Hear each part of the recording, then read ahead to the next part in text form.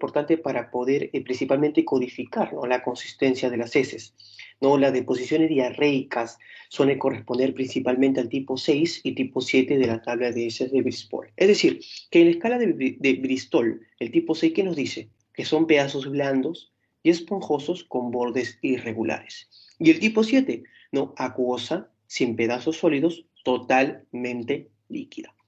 Ahora, hay que tener mucho en cuenta que clínicamente la diarrea se va a definir, ¿no?, por su frecuencia y consistencia de las deposiciones. Ahora, hay que tener en cuenta que en los entornos hospitalarios en los que se puede medir, ¿no?, el volumen de las heces, la diarrea no se define como un volumen de heces superior de 20 gramos por kilogramo por día. No, en lactantes y en niños pequeños es menor de 10 kilogramos por día. Ahora, hay que tener mucho en cuenta que también puede ser un volumen mayor de 250 gramos por día, tanto en niños mayores o en adolescentes. Hay que tener mucho en cuenta que la diferencia de la diarrea, enfermedad de diarrea aguda con una diarrea crónica es que esta diarrea crónica dura más de 4 semanas. Entonces, más o menos esas son las características que tenemos que tener en cuenta.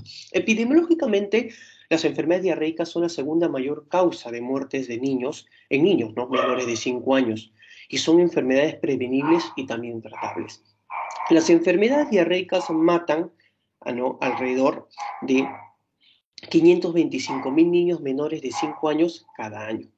Una proporción significativa de las enfermedades diarreicas se puede prevenir mediante el acceso de agua potable y a servicios adecuados de allanamiento e higiene. En todo el mundo se producen unos 1.700 millones, ¿no?, de casos de enfermedades diarreicas infantiles a cada año. La diarrea es una de las principales causas de malnutrición de niños menores de 5 años. Entonces podemos entender que pues la tasa de morbilidad y mortalidad es más alta principalmente en niños menores de 5 años. Ahora, epidemiológicamente, según el Ministerio de Salud, ¿no?, el Centro Nacional de Epidemiología, de Prevención y Control de Enfermedades, ¿no?, nos dijo que en promedio los niños menores de 3 años en los países en desarrollo presentan 3 episodios de diarrea cada año, pero en algunas regiones los niños tienen más de 10 episodios al año. Y nos dijo también que la temperatura ambiental y los efectos del fenómeno del niño también se asocian, ¿no?, a un incremento de admisiones hospitalarias por una enfermedad diarreica aguda, ¿no? Y nos dijo que principalmente, pues entre septiembre del 28 de 2023, no se han reportado 41 muertes por enfermedad diarreica aguda, ¿no?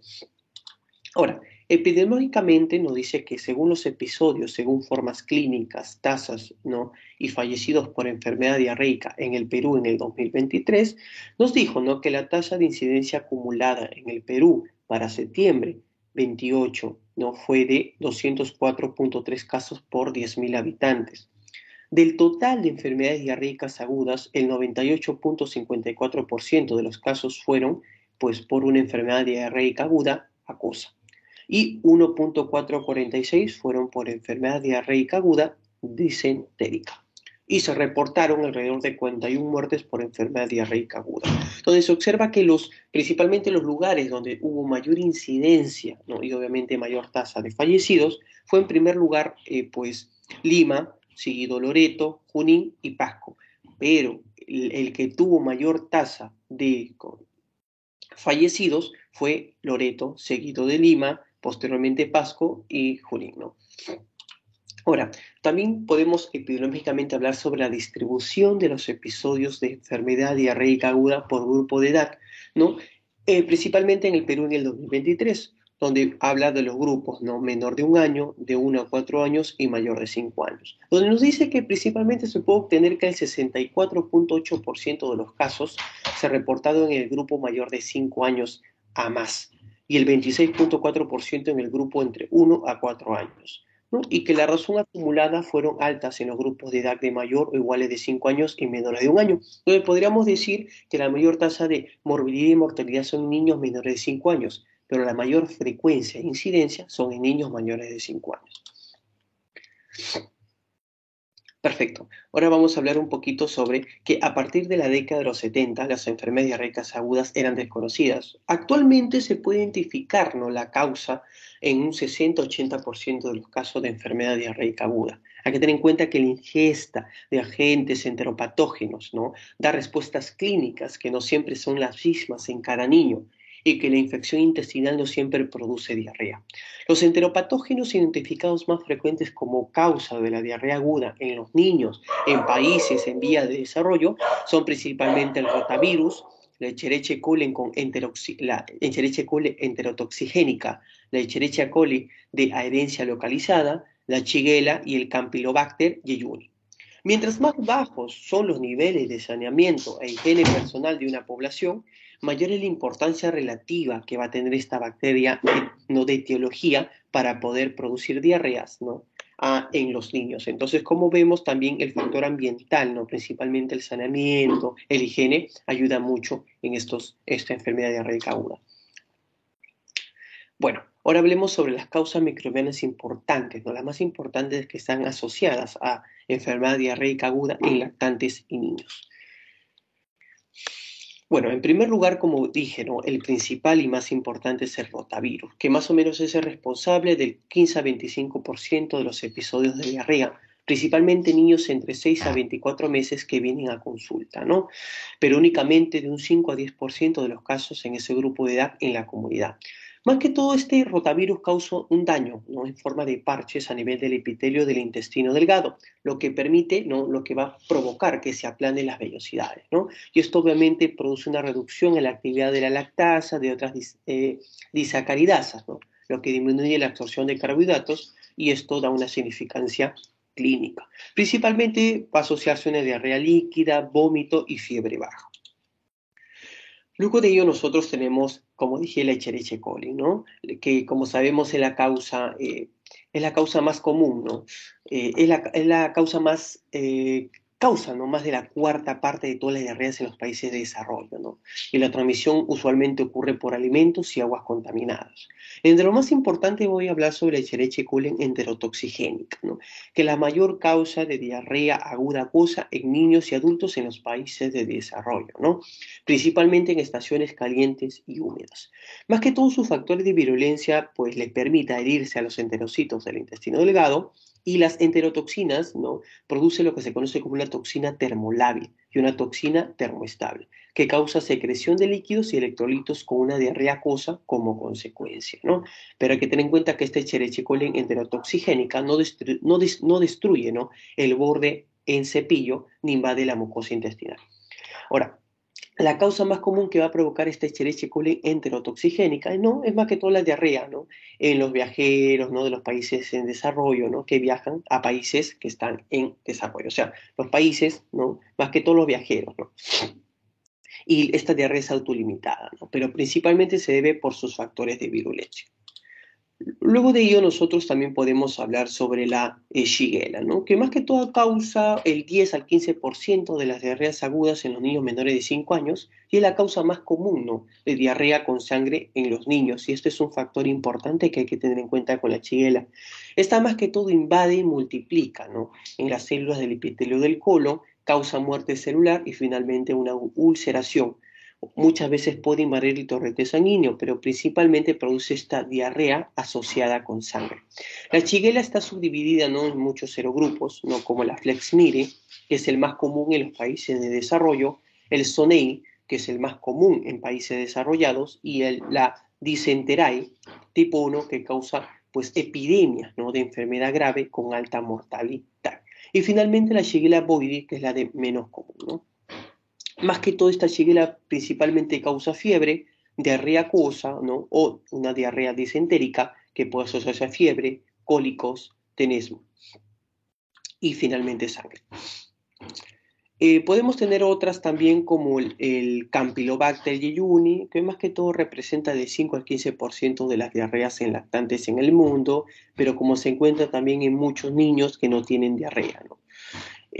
Más que todo, esta produce una diarrea acuosa, ¿no?, pero en un tercio de los casos después de uno o dos días, ¿no?, recién aparece, puede haber heces disentéricas. En este caso, el Campylobacter jejuni, pues el vómito no es común y la fiebre usualmente es baja. El Vibrio cholerae 1 y 0139, más que todo es una cólera, ¿no? Es endémica en muchos países de África, Asia y Latinoamérica, ¿no? Donde las epidemias ocurren con mayor frecuencia anualmente, ¿no? Esta más que todo se adhiere, ¿no? Y se multiplica en las mucosas del intestino delgado, donde produce una enterotoxina que va a causar la diarrea. Y finalmente la salmonela, ¿no? Que como sabemos causa del 1 al 5% de los casos de gastroenteritis en los países más desarrollados. ¿No? Esta más que todo invade, ¿no? El epitelio ileal, ¿no? Y esta pues enterotoxina que contiene esta salmonela causa la diarrea acuosa, ¿no? Que muchas veces esta diarrea puede ser con sangre cuando hay daño, principalmente a nivel de la mucosa. Tenemos la Giardia duodenalis, que tiene mayor que todo una distribución mundial, ¿no? Y esta afecta principalmente pues, al intestino delgado, ¿no? Pero su sistema, ¿no? El proceso patogénico no está muy claro. ¿No? La prevalencia de la infección de la Giardia duodenalis es entre los niños pequeños, que principalmente entre los niños entre 1 a 5 años son los más infectados por Giardia duodenalis. La entamoeba histolítica, ¿no? Que más que todo pues varía ampliamente, pero su distribución es a nivel mundial. Esta más que todo invade, ¿no? El intestino grueso, donde se cree, ¿no? Que elabora una sustancia neurohumoral que causa secreción y daño y produce una diarrea tipo inflamatoria como consecuencia. Y el Cristoporidium, que se encuentra principalmente en países en desarrollo, puede estar entre 5 a 15% de las diarreas en los niños, ¿no? Y esta principalmente su transmisión es por vía fecal oral. Esta más que todo afecta a las microbiosidades y daña la mucosa, hecho que causa principalmente una mala absorción y secreción de líquido, donde se va a caracterizar por una diarrea aguda acuosa. Entonces hay que tener en cuenta que ya para finalizar en la fisiopatología tenemos que hay mecanismos, ¿no? El aumento de la secreción intestinal, ¿no? Puede ser activado por una infección, en este caso por la infección por estos enteropatógenos, ya sea por una bacteria o por un virus. Ahora hay que tener en cuenta que las enterotoxinas bacterianas, ¿no? Son la causa principal, ¿no? De las diarreas secretoras infecciosas. Entonces, los mecanismos básicos por los cuales se produce la diarrea son cuando disminuye la absorción, cuando aumenta la salida de líquido hacia la luz intestinal, ¿no? Cuando el tiempo de exposición del contenido intestinal a la superficie encargada de hacer la absorción ha disminuido y cuando ha aumentado el peritrantismo. Entonces, el aumento en la salida de líquidos hacia la luz intestinal puede ocurrir por dos mecanismos importantes y diferentes, ¿no? Por un aumento en la secreción intestinal o por un aumento de la osmoralidad del contenido intestinal. En ambos casos, la composición hidroelectrolítica de las heces es diferente. Entonces, hay que tener en cuenta que las enterotoxinas, ¿no? Como dije, bacterianas, son la causa principal de las diarreas secretoras infecciosas. Hay que tener en cuenta que el cólera, ¿no? Y la diarrea por Escherichia coli enterotoxigénico son los prototipos de una diarrea secretora. Entonces, estas bacterias, ¿no? La Escherichia coli o de la cólera, ¿no? La Escherichia coli, se adhieren, ¿no? A la mucosa del intestino delgado como un paso previo, ¿no? A la producción de estas famosas enterotoxinas. ¿Cuál es su efecto, no? Cuyo efecto en la mucosa, ¿no? Principalmente lleva, ¿no? A la secreción de agua y electrolitos. Bueno, este proceso sucede sin destrucción, ¿no? ¿De qué? Del borde del cepillo de los enterotocitos, ¿no? Sin invasión de la mucosa intestinal y bueno, y sin causar, ¿no? Ningún tipo de lesiones histopatológicas reconocibles a nivel, gracias al microscopio de luz. Entonces, estas son características importantes. Entonces, las enterotoxinas que contienen, ¿no? La cólera y la enterotoxina termolábil de la Escherichia coli están relacionadas principalmente en su estructura y en su modo de acción, ya que estas tienen unas subunidades, que es la subunidad B, 5 subunidades B y una subunidad A. Entonces, ¿cuál es la importancia? Que las subunidades B se adhieren a la célula, mientras que la subunidad A penetra en el enterocito y activa pues irreversiblemente la enzima intracelular adenilato ciclasa. ¿Y esto a qué va a conducir? ¿No? A una acumulación intracelular de la AMPC, ¿no? De la adenosín monofosfato cíclico. Cuando aumenta este AMPC, causa un cambio en la función de estos enterocitos, que va a llevar a la secreción de cloro, lo que finalmente va a ocasionar la salida de sodio y agua. Y esto que finalmente conlleva clínicamente, ¿no?, a que se produzca una diarrea líquida, abundante, sin componente inflamatorio y con un contenido relativamente alto de electrolitos. Ahora, si bien el mecanismo osmótico no es la causa primaria, ¿no?, de las diarreas, sí se puede desempeñar un papel importante, ¿no?, principalmente en las diarreas virales, como el rotavirus, que está asociado a una diarrea osmótica. En este caso, a diferencia de la diarrea secretora, esta sí va a afectar, ¿no?, el borde de cepillo de los enterocitos del intestino delgado. En este caso, las diarreas son abundantes, son explosivas, ¿no?, con una gran cantidad de gas y con azúcares reductores positivas en las heces. Entonces, más o menos vemos la diferencia de cómo las enterotoxinas, ¿no?, que presenta la Escherichia coli, ¿no?, va a conllevar una diarrea secretora, mientras que el rotavirus no produce una diarrea osmótica, donde sí va a haber una afectación del borde del cepillo del intestino delgado. Eso sería todo, doctor. Muchas gracias.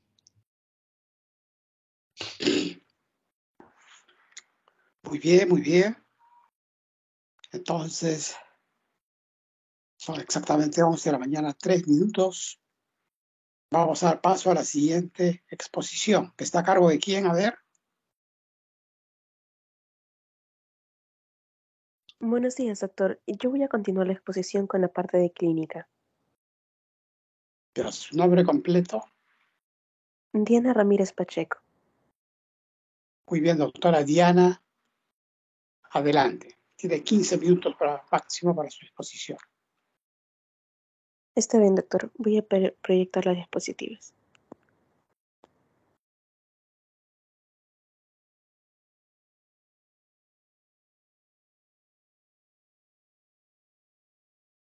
¿Me indican cuándo se pueda ver, por favor?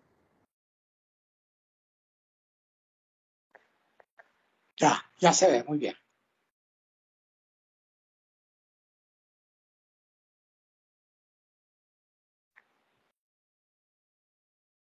Bien. Buenos días, compañeros. Buenos días, doctor. La clínica y las manifestaciones más frecuentes de algunos microorganismos sobre este cuadro de LED. Bien, en primer lugar, lo que tenemos que saber es que la diarrea aguda, por lo general, va a ser una enfermedad que se va a autolimitar.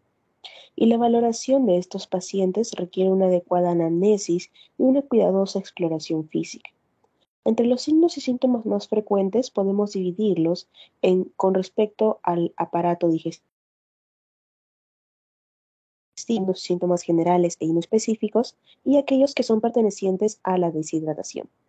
Vamos a ver los que son con respecto al aparato digestivo. En primer lugar, vamos a encontrar a la diarrea, la presencia de náuseas y vómitos, dolor abdominal, meteorismos o presencia de gases y la presencia de pujo también. Algunas características que tenemos que ir hablando sobre algunos microorganismos con respecto a este tipo de manifestaciones es que, por ejemplo, el Vibrio cholerae va a traer, sobre todo en su biotipo de el toro, este puede causar una infección de tipo leve o asintomática hasta cuadros severos en una proporción de 50 a 100 sobre 1. Y en ocasiones también puede traer hasta la muerte. Y también puede traer algunos cuadros clínicos con deposiciones acuosas profusas como el agua del lavado de arroz y en casos graves y de color de amarillento también en los casos menos graves. También puede haber presencia de fiebre de entre 38 a 39 grados Celsius en el 25% de los niños, acompañado esto también de vómito y dolor abdominal. Y en cuanto a la Shigella, por ejemplo, podemos ver que su cuadro clínico va a ser de inicio insidioso, en un comienzo con heces semiformadas, con mucosidad, y luego va a ser de presencia semilíquida, con mayor mucosidad, también presencia de sanguinolentas y grupos también de pus y presencia de dolor tipo, acompañado también de fiebre, puede llegar a nutrido y pueden desarrollar también prolapso rectal. Bien, en cuanto a las siguientes manifestaciones clínicas, también podemos encontrar lo que respecta a los síntomas generales e inespecíficos, que como hemos visto puede incluir tanto a la fiebre, el decaimiento, la inapetencia y también la presencia de convulsiones. Como hemos visto, este tipo de sintomatología se puede encontrar de acuerdo al microorganismo también, ¿no? Entonces, como hemos visto, por ejemplo, ahora en el caso de los rotavirus, este va a tener un cuadro clínico más que todo enfocado en las diarreas, ¿no? Y va a tener una presencia de diarreas acuosas de cantidad abundante y se puede acompañar también de vómitos frecuentes y fiebre. Y esto con respecto también se va a autolimitar en aproximadamente 7 a 5 días. En cuanto a los virus de ETEC, también podemos observar que las diarreas van a ser de consistencia acuosa, abundante y se puede asociar también frecuentemente con un dolor abdominal severo, náuseas y vómitos. Y a comparación de los rotavirus, este se va a autolimitar en 5 a 7 días. Con respecto a los síntomas de la desnutrición, aquí podemos encontrar a los más comunes como respecto a aquellas que tienen el sensorio alterado, que va a comprender tanto la irritabilidad, decaimiento, la presencia de la tendencia al sueño también en ese tipo de pacientes, la presencia de letargia y en algunos casos ya más severos se puede encontrar en coma. También podemos encontrar la sed aumentada, el signo del pliegue con reducción de la turgencia de los tejidos, también aquellos que tienen una fontanela deprimida, también una mucosa oral y lengua seca, algunos que tienen también presencia de llanto sin lágrimas, ojos hundidos, la taquicardia también va a ser un signo muy importante y con respecto a esto también está asociado a un llenado capilar lento mayor a 2 segundos. La pérdida de peso también va a ser un valor importante para poder tomar en cuenta, al igual que la disminución del volumen de la orina, la hipotensión, taquimia y un patrón respiratorio acidótico, es decir, con una respiración profunda. Y esto se va a dividir también de acuerdo al grado de deshidratación que tenga nuestro paciente. Por ejemplo, enfocar las preguntas, preguntando primero por la sed y la orina. En aquellos pacientes que están en una escala intermedia, pueden responder que se encuentra más de lo normal o en poca cantidad y de presencia oscura. Pero aquellos que tengan una deshidratación severa van a presentar una sed excesiva y en cuanto a la orina van a referir que, por ejemplo, no orinó durante 6 horas. Y así podemos ir enfocando nuestras preguntas. En segundo lugar, con respecto al aspecto tanto de los ojos, de la boca y lengua y la respiración. Y en tercer lugar, con respecto a la elasticidad de la piel, la presencia de la fontanela, que en los grados severos se va a encontrar muy hundida y se puede palpar, ¿no? Y también con respecto al pulso y el llenado capilar. Como hemos visto, también todas estas sintomatologías nos va a ayudar a decidir qué tipo de deshidratación está teniendo nuestro paciente. Si es que se encuentra en el área verde, podemos decir que no tiene una deshidratación. Pero si ya vemos que los síntomas se relacionan con el cuadro amarillo, podemos observar que tiene dos o más signos o síntomas de deshidratación. Y en cuanto a la columna roja, ya aquí podríamos observar si es que tiene dos o más de estos síntomas, podríamos decir que ya tiene una deshidratación grave, ¿no? Y si tiene uno o más síntomas de los que están marcados con ese signo de interrogación, también podemos observar que nuestro paciente podría estar cursando con una deshidratación grave con un shock hipovolémico que complicaría un poco más este tipo de cuadros. Y también quería presentarles, por ejemplo, con respecto al Campylobacter, este va a tener un cuadro clínico variable, ya sea comprendiendo la ausencia total de síntomas hasta a una enterocolitis grave. Este va a ser el que más frecuentemente puede adoptar dos variantes, ¿no? Tanto el síndrome diarreico secretor, que se va a presentar con heces líquidas abundantes y vómitos, y también puede presentar un síndrome disenteriforme, con heces mucosanguinolentas, con presencia de leucocitos, y algunas veces puede presentarse con cuadros mixtos. Bien, eso sería con respecto al cuadro clínico, doctor. Muchísimas gracias. Muy bien, muchas gracias, doctora. Muy clara su exposición. Vamos a ver entonces, siempre no se olviden ustedes de identificar los signos clínicos de la deshidratación. Para no olvidarse, les dije las 3 S: sensorio, sed, signo de pliegue. Y lógicamente, si está todavía con fontanela hundida, globos oculares hundidos, córneas opacas, ausencia de lágrimas, lengua seca, mucosa oral y lengua seca, todo eso que ya habló la doctora. Muy bien, entonces pasamos al siguiente tema. ¿A quién le toca, por favor?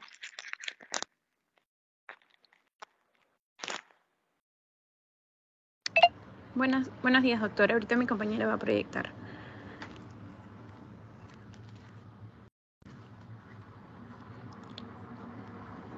Bueno, vamos a continuar con el tema de enfermedad diarreica aguda. Los alumnos que conforman este pequeño grupo, están ahí descritos y la persona que va a exponer soy yo, doctor Tume Waiwa Shauning. Siguiente, por favor. Vamos a ver más que todo el manejo. Siguiente. Bueno, los objetivos en sí del manejo va a ser prevenir lo que es la deshidratación, reducir lo que es la gravedad de la duración de la diarrea, tratar la deshidratación de estar presente, prevenir lo que es el deterioro nutricional, ¿no? Que es bastante importante, y se pueden alcanzar los objetivos siguiendo el plan de tratamiento, ¿no?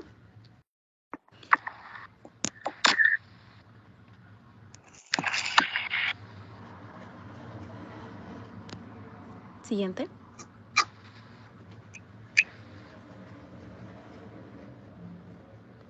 Bueno, tenemos aquí el plan A, que es el tratamiento en el hogar para prevenir lo que es la deshidratación y la desnutrición, ¿no? Hemos puesto en las diapositivas por reglas, como nos describen algunos artículos e información sobre lo que es el manejo. La regla 1 viene a ser dar al niño más líquido del usual para prevenir lo que es la deshidratación, ¿no? Aunque la composición de los líquidos caseros no es adecuada para tratar lo que es la deshidratación, aquellos preparados con un cereal u otra fuente de almidón cocido pueden ser más prácticos y casi tan eficientes como lo que es la solución, ¿no? De sales de rehidratación oral para prevenir lo que es esta deshidratación. Los líquidos simples, como el agua, deben usarse siempre durante la terapia en el hogar, junto con alimentos salados, por ejemplo, sopas o galletas saladas. Si se administra solo líquidos sin alimentos con sal, se puede producir lo que es una hiponatremia, ¿no?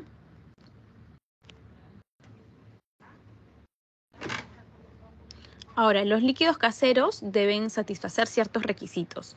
Los seguros deben evitarse lo que son las bebidas con alto contenido de azúcar, ya que estas son hiperosmolares por su alto contenido de azúcar, ¿no? Mayores a 300 milismoles.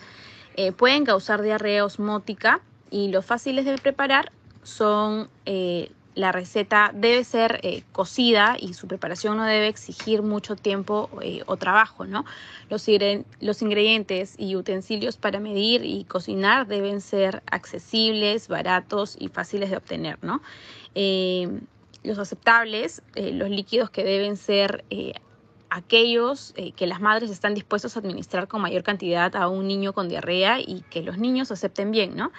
Eficaz, en que los líquidos más eficaces son los que contienen carbohidratos, proteínas y algo de sal, ¿no? Líquidos completos. Sin embargo, pueden obtenerse casi los mismos beneficios usando líquidos sin sal, pero al mismo tiempo que se administran estos líquidos, deben darse alimentos que contengan sal, ¿no?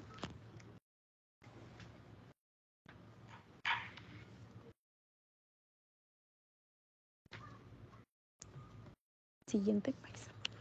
¿Qué líquidos se deben dar? Podemos administrar lo que es agua, líquidos que contengan algún alimento, solución de azúcar y sal y solución de sales de rehidratación oral. ¿Cuántos líquidos se le debe administrar? Después de cada deposición se le debe dar al niño menor de 2 años de 50 a 100 mililitros, un cuarto o a media taza, ¿no? Que también podemos cuantificarlo de esta forma, ya que muchas de las pacientes que de repente cuando estemos en nuestro servicio rural van a determinarlo más que todo por la cantidad de la taza, ¿no? De 2 a 10 años se le debe administrar de 100 a 200 mililitros, es decir, de media taza a una taza, y niños mayores o adultos, tanto como se desee, ¿no? Se le debe administrar, si es que tiene sed en cualquier momento, se le debe administrar el líquido, ¿no? Siguiente, por favor. Ahora, la regla número 2 es dar suplementos de zinc. Los niños menores a 6 meses deben recibir 10 miligramos diarios de zinc elemental y los niños mayores a 6 meses 20 miligramos diarios durante 10 a 14 días. El zinc puede darse como jarabe o como tabletas que se disuelven fácilmente, ¿no? Se debe reducir también la duración y la gravedad del episodio, así como el riesgo de la deshidratación, ¿no? Con este tipo de suplemento. Ahora, la regla número 3, se debe continuar la alimentación para prevenir la desnutrición. Durante la enfermedad se debe continuar la alimentación acostumbrada en condiciones normales, ¿no? Y se debe aumentar el número de porciones después que la diarrea desaparezca. La alimentación nunca debe ser suspendida y los alimentos usuales no deben diluirse, ¿no? Siguiente, por favor. Ahora, ¿qué alimentos se pueden administrar o dar al paciente? En primera instancia, lo que es la leche, ¿no? A los bebés alimentados al pecho de cualquier edad debe permitírseles recibir el pecho tantas veces y tanto tiempo como quiera recibirlo. Los bebés que no reciban leche materna deberían recibir su fórmula acostumbrada al menos cada 3 horas, ¿no? Las fórmulas comerciales, pero que tengan los requerimientos nutricionales del neonato, del paciente pediátrico. Si el niño es mayor de 6 meses y ya está recibiendo otros alimentos, debería recibir cereales, vegetales y otros alimentos además de la leche, ¿no? Alimentación complementaria. ¿Cuánto alimento y con qué frecuencia? Ofrecer los alimentos cada 3 o 4 horas, 6 veces al día. Las comidas pequeñas y frecuentes son mejor toleradas que comidas más grandes, menos frecuentes, ¿no?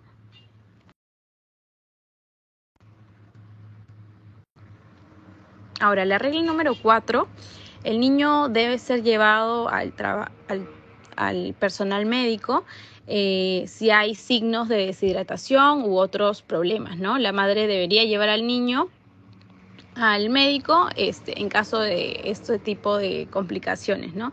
Si el niño hace muchas deposiciones acuosas, si tiene vómitos repetitivos, si tiene mucha sed, si está comiendo y bebiendo muy poco, si llega a ser fiebre, si hay sangre en las heces y si no está mejor en 3 días, ¿no? Tenemos que ver el rango de tiempo en el que el niño presenta los síntomas y los signos que ya han presentado mis compañeros. Siguiente, por favor. Ahora, el plan B, que es la terapia de rehidratación oral para los niños con algún grado de deshidratación.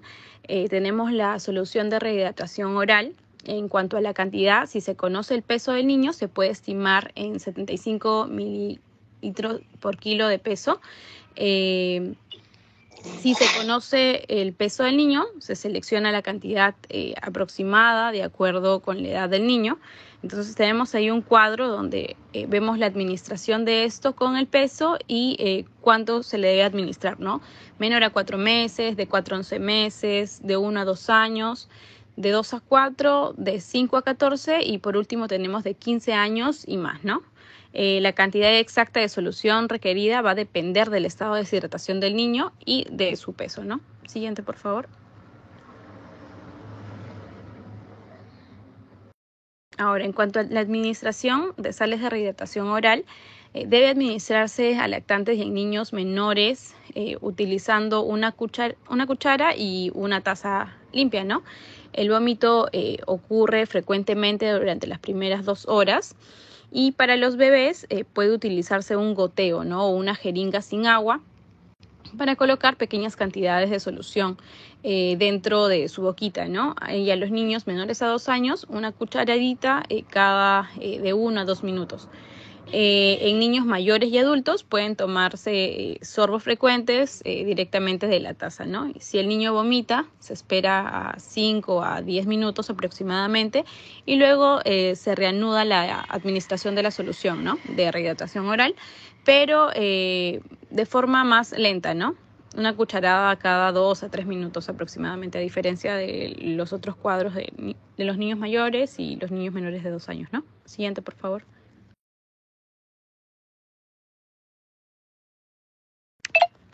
Ahora, el monitoreo del progreso del tratamiento, después de 4 horas se reevalúa el niño completamente y se decide qué tratamiento continuar, ¿no? Si hay signos de deshidratación grave, se debe iniciar lo que es una terapia intravenosa de acuerdo con el plan C.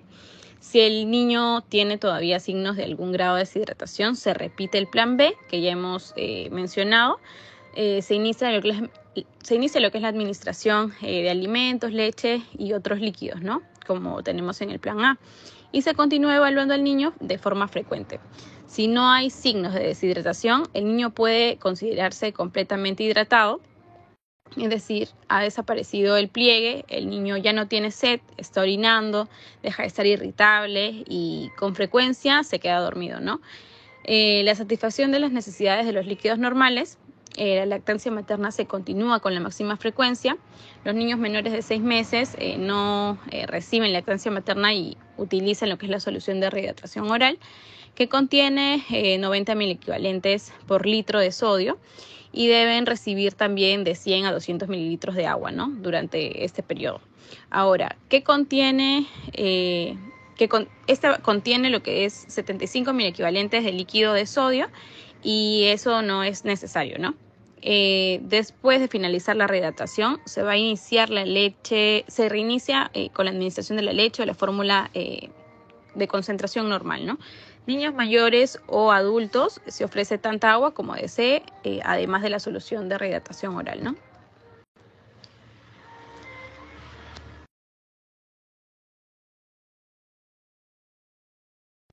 Ahora, las necesidades de interrupción de la terapia de rehidratación. Si no es posible terminar lo que es la hidratación y la madre debe irse, es preferible hospitalizar al niño, ¿no? Si esto no es posible, deben darse instrucciones muy claras a la madre para continuar lo que es la rehidratación en casa.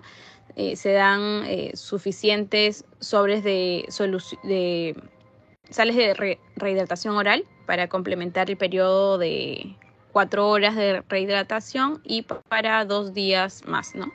Se le enseña cómo preparar la solución y las 4 reglas de tratamiento del plan A para tratar al niño en casa, ¿no? Cuando falla la rehidratación, las causas más usuales son pérdidas fecales continuas y rápidas, es decir, una diarrea de gasto alto, ¿no? Más de 15 a 20 mililitros por kilo por hora. Toma insuficiente solución como consecuencia de fatiga o letargia, vómitos frecuentes e intensos. El manejo puede recibir lo que es la solución por sonda nasogástrica o recibir lo que es la hidratación intravenosa, ¿no? Es preferible siempre hospitalizar. Luego pueden reanudar lo que es este tratamiento. En niños que presentan distensión, creo que se cortó.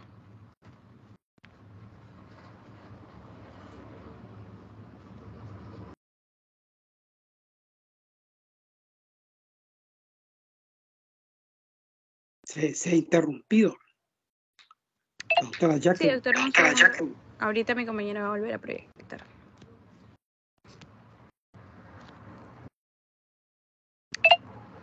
Ahí está, bueno. Como mencionábamos, para el manejo en niños que presentan distensión abdominal con ilion paralítico o malabsorción de la glucosa, va a ser necesario utilizar la rehidratación intravenosa hasta que la diarrea disminuya, ¿no? Siguiente, por favor.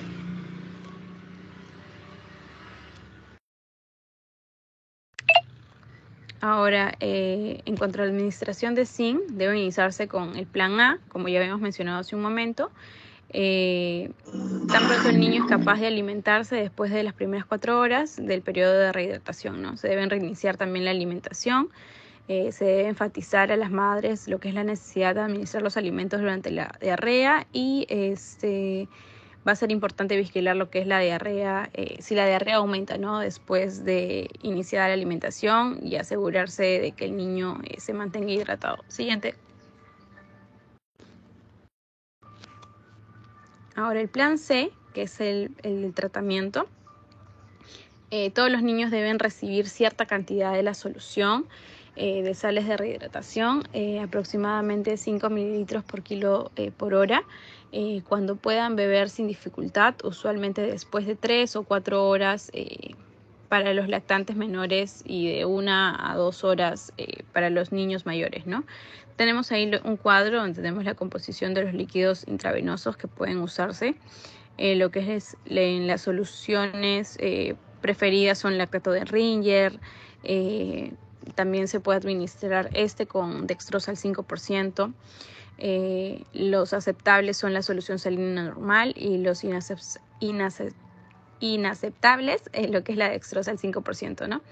El lactato y el acetato se convierten en un bicarbonato en el hígado y el bicarbonato es necesario para lo que es la corrección de la acidosis, ¿no? Los niños con deshidratación grave van a ser hospitalizados, ya que van a tener el objetivo de va a ser la rehidratación intravenosa rápida, ¿no? Siguiente, por favor.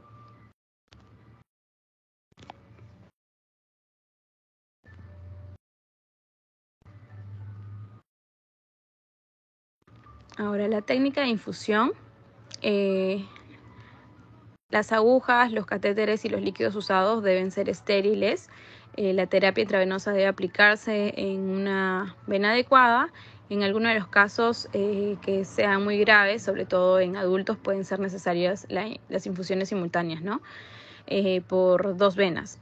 Es útil colocar una marca en la bolsa de los frascos como indicadores del tiempo en que deben pasarse los líquidos, ¿no? Hasta que se puedan alcanzar los niveles específicos. Es por eso es que a veces vemos en los hospitales esa marquita, ¿no? De cómo es que está fluyendo. ¿Qué hacer si la terapia intravenosa no está disponible? Si hay un lugar cerca donde pueda aplicarse, se envía al niño inmediatamente para que reciba el tratamiento intravenoso. Si el niño puede beber, se da a la madre lo que es la solución de rehidratación y se le enseña cómo administrar durante el camino, ¿no? Si la terapia intravenosa no está disponible, se le debe dar la solución de rehidratación por sonda nasogástrica. Esta puede pasar la solución a una dosis de 20 mililitros por kilo durante 6 horas, ¿no? Siguiente, por favor.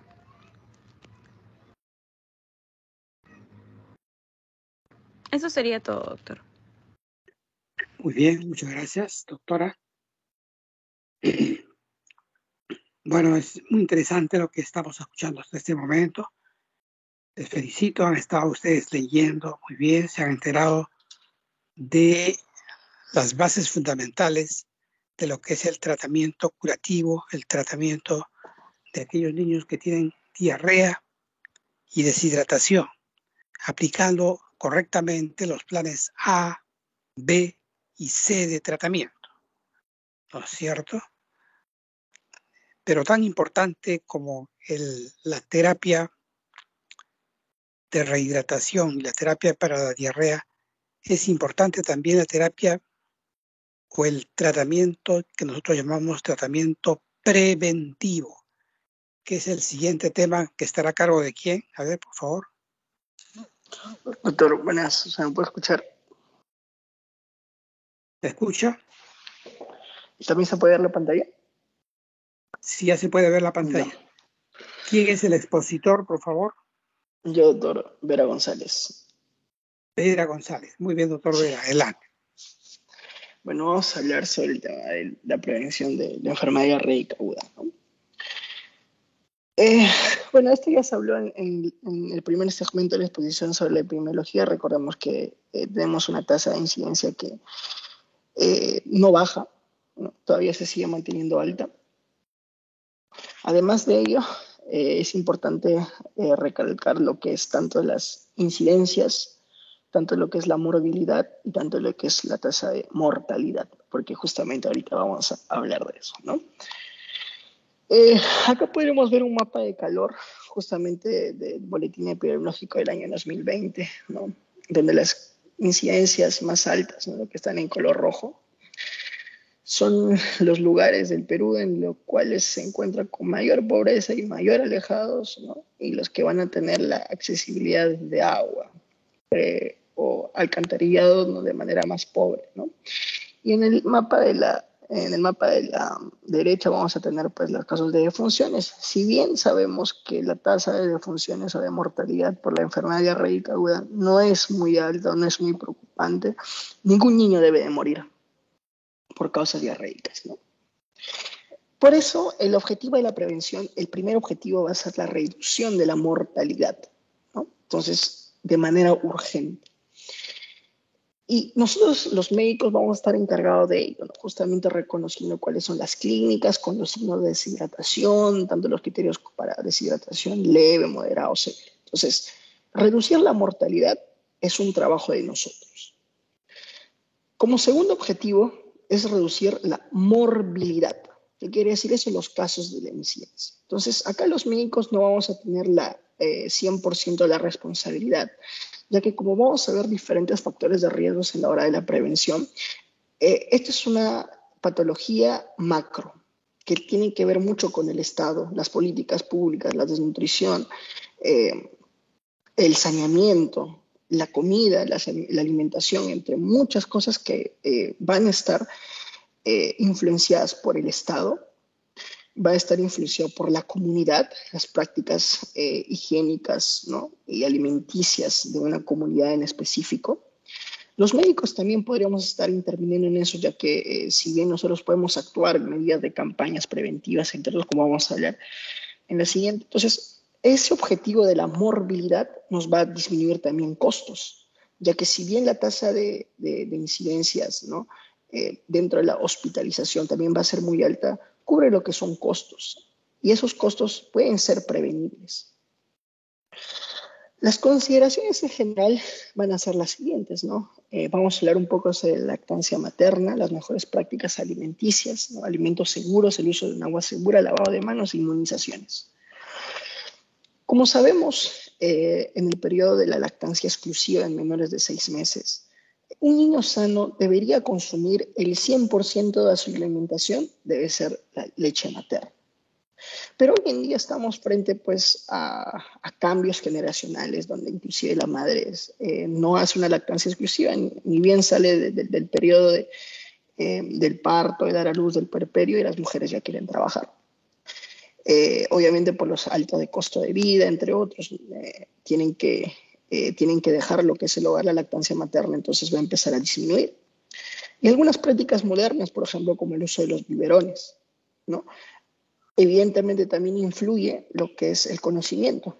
¿Cuál es una técnica adecuada de la lactancia materna?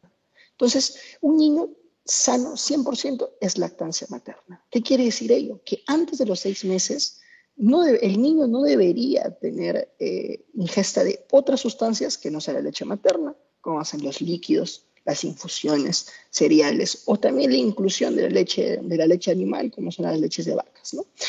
Y las fórmulas.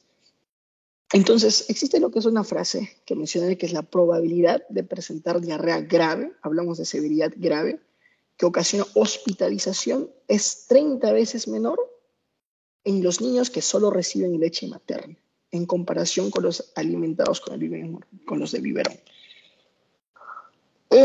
Cuando nosotros nos preguntamos, ¿no?, ¿dónde sería mejor si en caso pues, no se puede dar la lactancia materna exclusiva de pecho? Estaríamos hablando por taza o por chupón.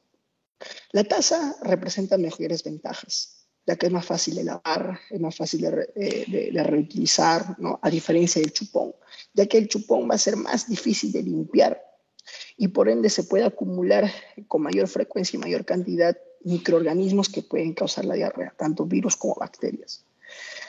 Se deben dar instrucciones, obviamente, cuando se da el chupón, se tiene que hervir, ¿no? Siempre tiene que estar pues, calentado, ya que el calor va a funcionar como un agente tanto microbicida.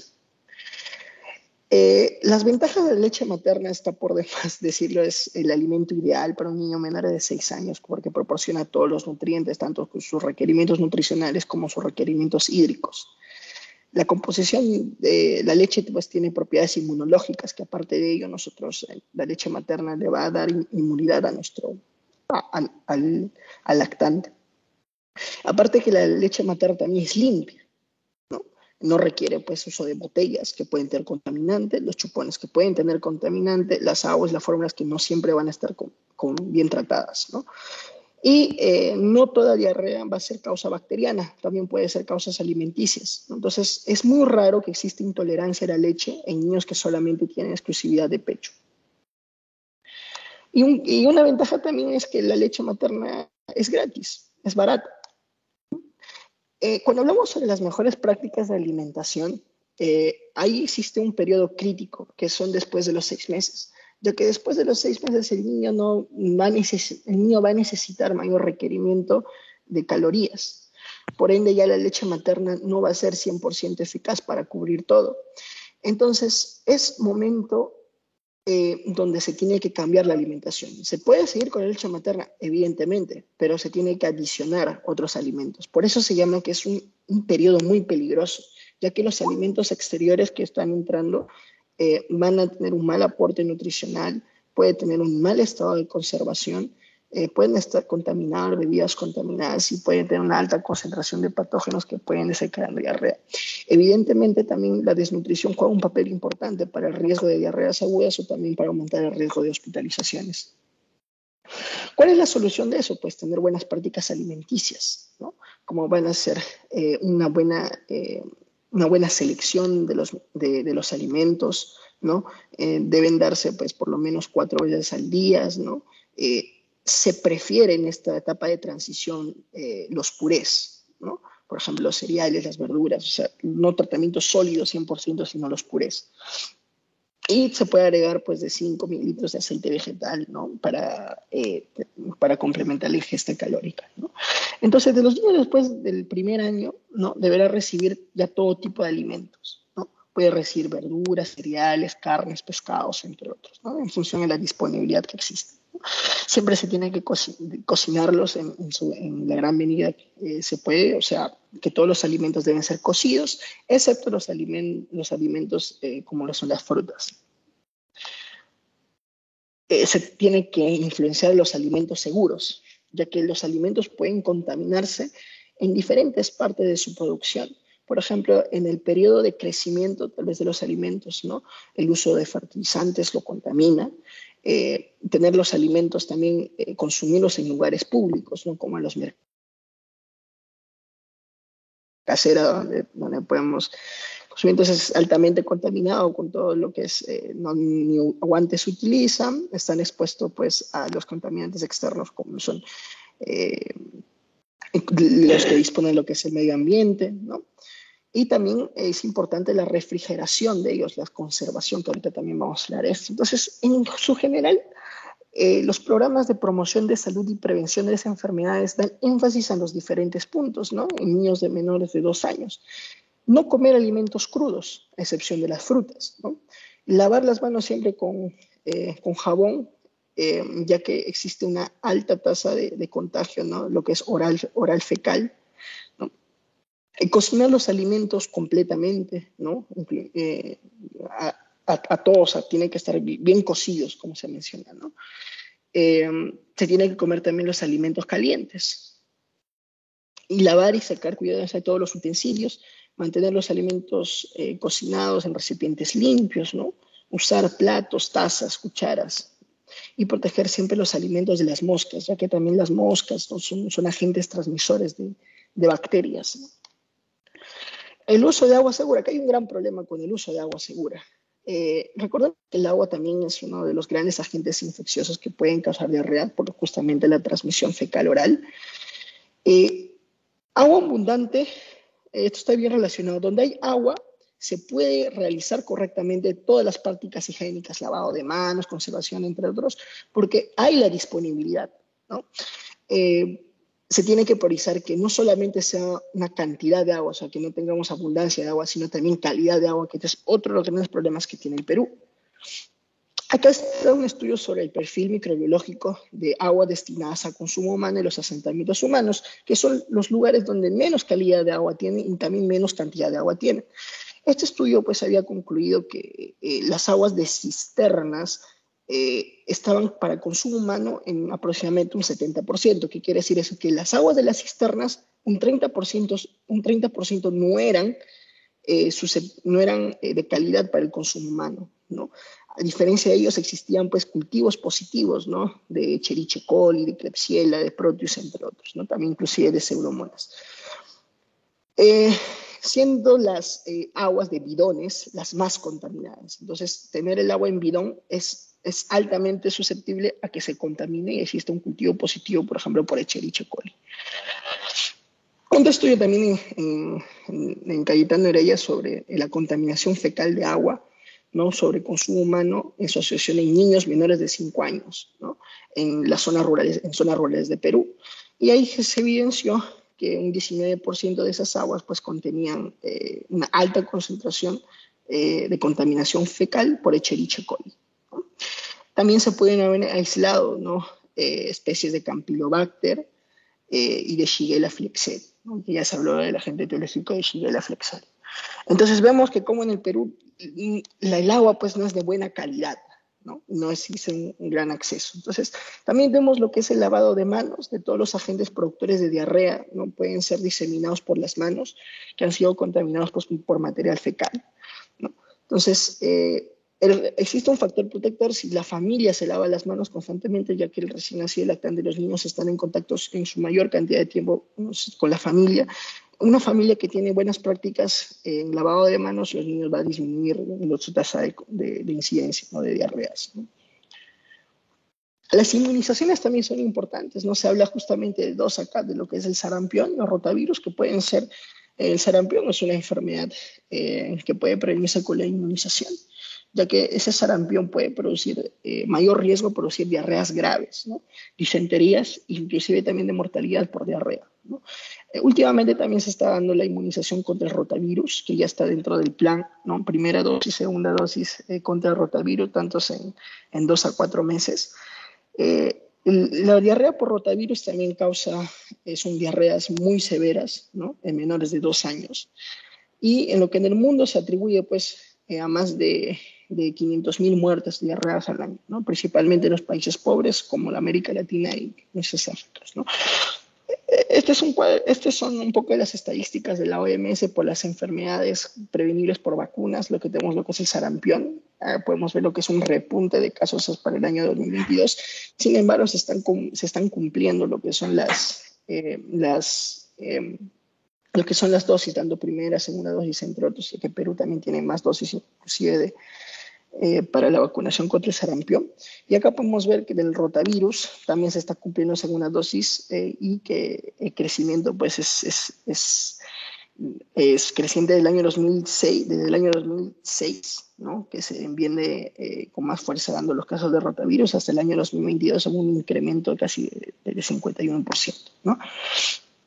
Pero ¿qué nos dice también pues el Ministerio de Salud mediante lo que es el CDC, ¿no? El Centro Nacional de Control de Enfermedades, ¿no? Epidemiológicas, su prevención, entre otros, ¿no? Entonces, en su página web están lo que son las medidas principales, que son las que habíamos comentado, ¿no? Que es lavarse las manos, comer alimentos bien cocidos, ¿no? En lugares también de confianza, beber agua hervida, ¿no? Y si es posible también las cloradas. Mantener la limpieza en áreas de preparación de las comidas, ¿no? Y en los niños se recomienda pues la lactancia materna exclusiva hasta los 6 meses y posterior de ello una alimentación complementaria, ¿no? Aparte de ello también pues lo que es la vacunación de rotavirus de 2 a 4 meses. Entonces la guía técnica la guía de práctica clínica para el diagnóstico y tratamiento de enfermedades diarreicas nos recalca lo mismo. Sin embargo, tendríamos que ver esos factores de riesgo, ¿no? Entonces, justamente esas medidas preventivas se deben a estos factores de riesgo, como es el estilo de vida y la higiene, ¿no? El consumo de agua y alimentos contaminados, riesgo de diarrea. Prácticas inadecuadas de lavado, riesgo de diarrea. Manipulación inadecuada, riesgo de diarrea, ¿no? Y la adecuada higiene personal, y no solamente del niño, del lactante, sino también de su familia. Entonces, también la familia, la comunidad y el hogar, ¿no? Riesgo de diarrea. Entonces, nosotros tenemos que identificar esos riesgos que pueden existir en la comunidad, una cierta familia, y nosotros también podemos hacer la intervención correspondiente, ¿no? Las medidas generales, también la guía recalca lo mismo que habíamos hablado, lo que es la manipulación adecuada de los alimentos, ¿no? La lactancia materna exclusiva, el lavado de manos, entre otros, ¿no? Y hervir y clorar el agua antes de consumirla, ¿no? La guía práctica clínica del INS, también en una de las últimas que salieron, hablaron sobre las medidas preventivas y generales, que también es lo mismo que hemos estado comentando. La información para la prevención de la diarrea aguda es general, tanto para el mundo también como las guías peruanas, ¿no? Eso sería de todo, doctor. Muchísimas gracias. Muy bien, muchas gracias por su valiosa intervención. Que ya nada más hacerle una preguntita, doctor. Dentro del manejo preventivo, en los últimos años se ha dado un avance con el uso del zinc. ¿Qué sabe al respecto?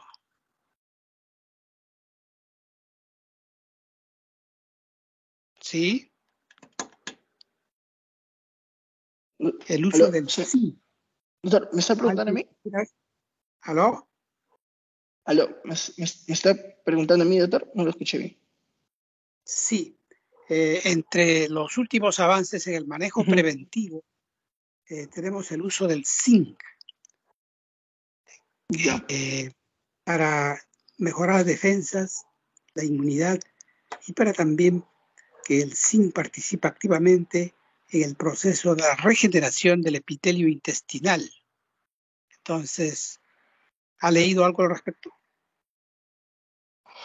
Como medidas preventivas, no mucho, doctor. O sea, lo que sí tengo un conocimiento es que el zinc es un factor protector, porque disminuye lo que es tanto también la diarrea, pero la diarrea crónica, o sea, la persistencia de diarreas. Es un factor protector para diarreas y también factor protector para su severidad. O sea, que personas que pueden consumir zinc tienen menor riesgo de producir diarreas severas. Muy bien. Entonces, creo que ya llegamos a la parte final del seminario. Les felicito por la preocupación que tuvieron de preparar cada uno de los temas con los avances más importantes. Quisiera llegar a esta segunda parte donde quisiera escuchar la intervención, las preguntas o los comentarios a sus colegas expositores de parte de los otros colegas que están también pendientes de este seminario. Adelante, tienen ustedes las ventanas abiertas.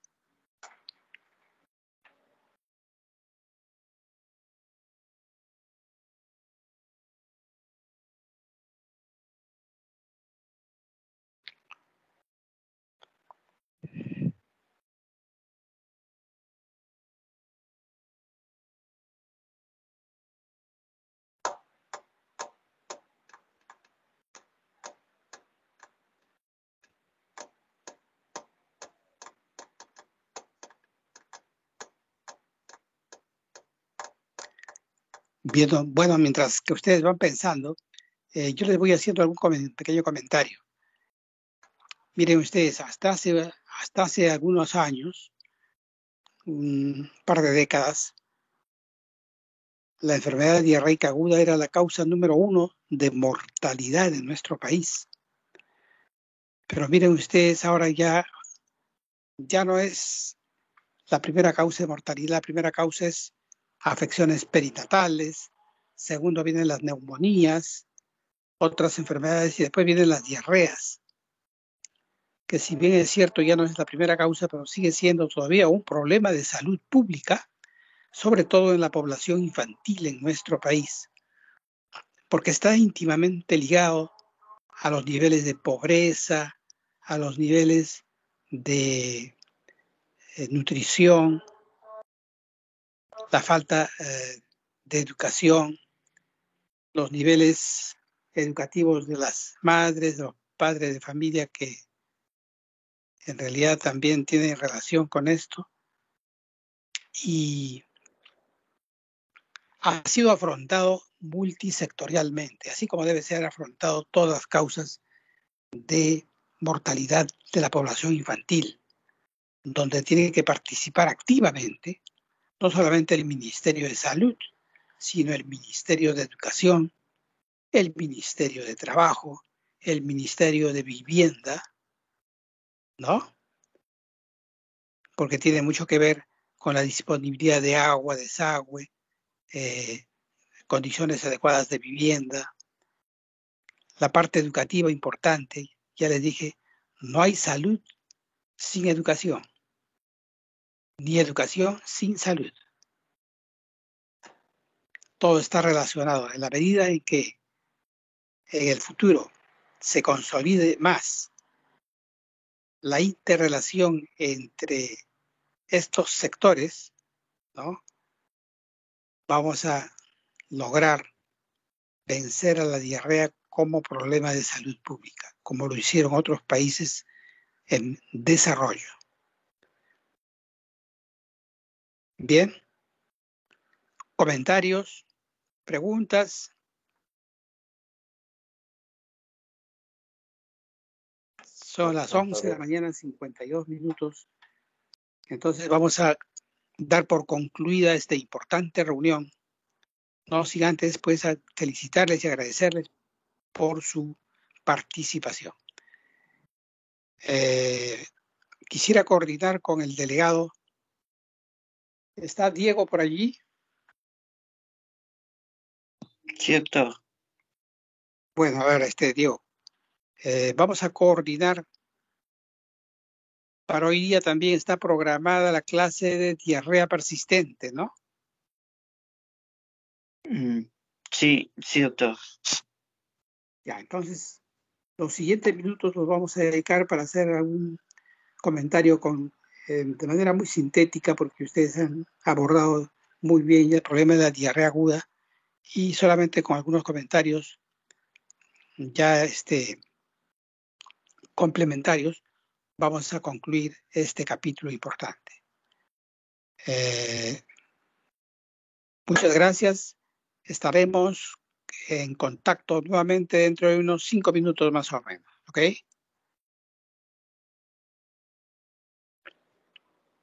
Está bien, Muy doctor. bien, entonces.